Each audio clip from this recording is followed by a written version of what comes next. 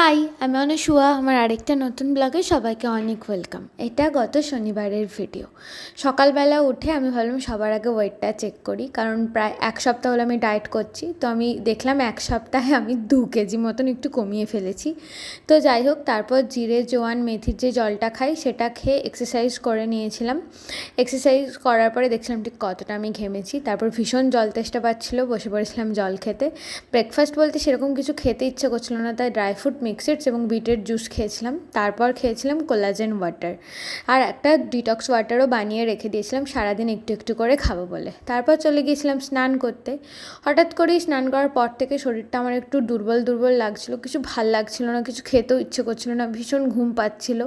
তাই পুজো করে বসেছিলাম আর লাঞ্চ করিনি। তারপর দেখি বাইরে মেঘ করেছে এবং তারপর দেখি বৃষ্টিও আরম্ভ হয়ে গেছে।